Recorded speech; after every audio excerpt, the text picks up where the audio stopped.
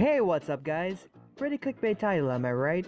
Well, not really, but for the sake of it, this video will be outlining how you as casual players can transition from being just an average noob to become so much more than that. Do note that what I have to say here may be easier said than done, and it is going to take a great deal of time to fully make this sort of transition, but it is very possible. For reference, I will be sharing a few steps taken towards becoming a pro by someone whose name you may have heard me mention a few times in the past.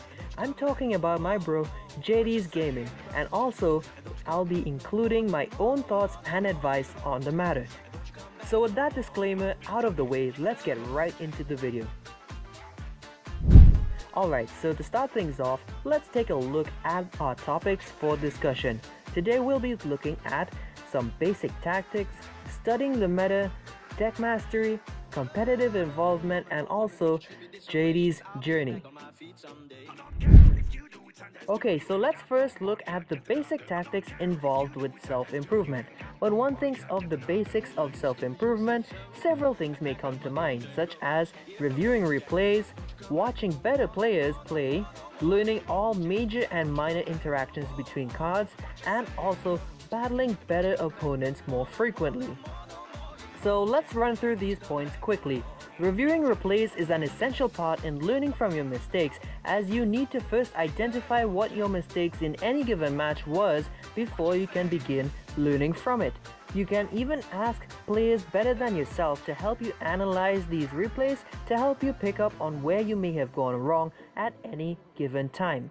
As far as spectating goes, you'll want to try to befriend players much better than yourself so you can watch them play live and try to think for yourself why they make the plays they do and how it affects their games, for better or for worse. Learning all the interactions you possibly can is something of a worthwhile time investment.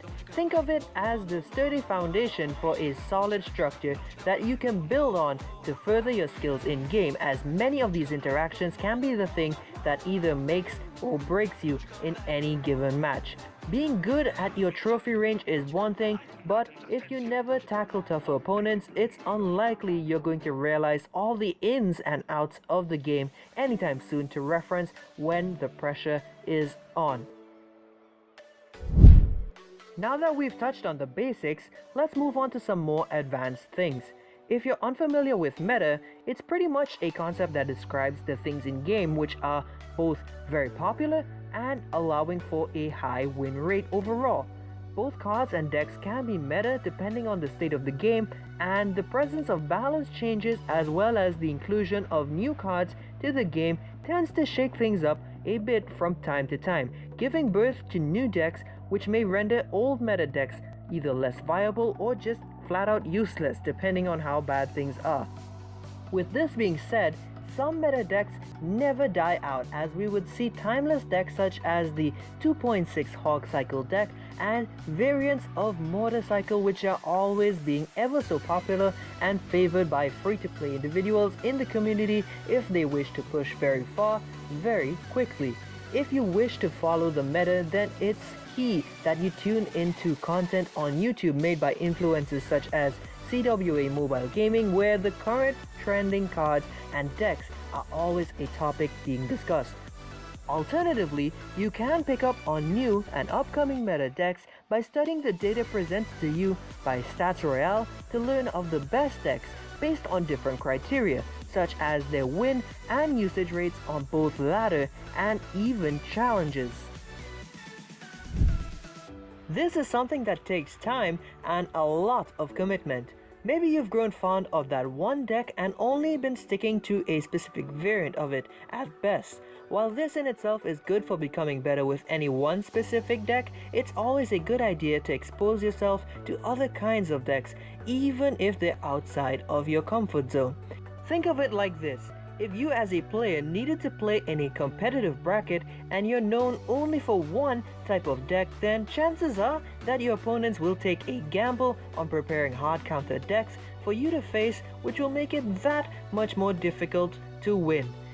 So instead of this, you can try to learn all the different archetypes out there, how they're played in general, and maybe master a few specific decks along the way so that if you're ever challenged, you've got a much broader skill set and can easily switch between decks to throw your opponents off and even try to take advantage of what you know their favorite decks are and play decks which may fare better against them. Our last topic of discussion for this video is that of competitive involvement. So if you as a player wish to take the right measures to improve, then you're going to need to surround yourself with better players. It's like that saying, show me your friends and I will tell you who you are. In order to do this, I'd suggest getting involved in competitive brackets where highly competitive players often square off. Even if there isn't a cash prize up for grabs, what you're after here is to get more experience under your belt. Aside from competitive brackets, you can also try your luck with grand challenges and friendly battles with any pro players you happen to know. If you have no friends that are pros, you can always try joining in the tournaments that are hosted by CWA on his Discord server and interacting with some of the more well-known pros there, such as Azer and Sonadude, who are involved in the chats there from time to time. And additionally, ever since the December update of 2018 dropped, we would have seen that global tournaments were now a feature in the game, which were really exciting and often very closely monitored by so many players around the world. If you happen to spectate the top players nearing the end of them, you'd see so many thousands and thousands of live spectators. It's just really something. So if you're looking to practice new decks, maybe keep honing your skills with old decks that you already know, go for it. Keep trying these things. You'll be fighting a lot of strong players along the way. The higher up you go, the better opponents you may be encountering. So I definitely recommend using this as a means of getting better exposure to the community overall and just getting some more experience under your belt by fighting better opponents. Okay, so now we're just going to take a minute or two to review what JD had to say about his journey through Clash Royale and how he improved his gameplay to the point where he could become a recognized pro by many respectable players in the Clash Royale community. I'll pull up a screenshot of his story in his own words for you to read through, so you can pause the video if you wish to go through it all, but the short version would entail him beginning a quest to better himself by seeking out competitive clans, starting out with a clan called Ragnarok Esports, then moving on to Repulse Academy, where he would have undergone many hours of intensive battles, constantly pitted against players with well-polished skills. These battles and training sessions would help him sharpen his battle senses, and the hours he put into grinding grand challenges for other people who would pay him for his services gave him a means which he could regularly play GCs to keep testing himself against the best of the best. As we all know, nearing the end of GC entries, the higher you go, the more skilled opponents you'll be likely to meet on a regular basis. Fast forwarding some months after this, he would have managed to score 20 wins in the first CRL challenge that was hosted after much effort was put into it, and made his way through all sorts of qualifiers against other versed players. He may not have ended in first, but placed fourth in the qualifiers, which boasted 256 participants, all with their own talents for the game we know and love. After this, he went on to become a recognized pro, but as of recently he has now retired so that he may focus on making headway for himself in things besides competitive gaming. So if you all can, just take a minute here to appreciate what this wonderful friend of mine was able to do, starting off as any other player like you and I. This just goes to show that if you've got the time and passion for something, you can make yourself into the next success story. Now before we wrap things up, I'd just like to ask you all to tweet at JD on Twitter, wishing him good luck in all his future endeavors and congratulate him on all his accomplishments once more. I'm sure it'd be even better if you could tweet out this simple message to let him know that you all watched this video by writing hashtag GGWPJD. I'm hoping that this gets his inbox flooded enough for him to tell me about it. So anyways, that's it for today's video. So if you've found these pointers helpful in any way, do let me know with a comment letting me know what you learned. I'd also appreciate it if you could give the video a like rating, whether it's an upvote or down.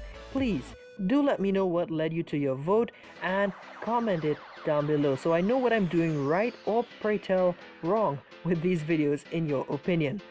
Oh, and if you're new to the channel and interested in seeing more content like this to help improve your gameplay, then be sure to hit that subscribe button and turn on notifications to be alerted of all future uploads.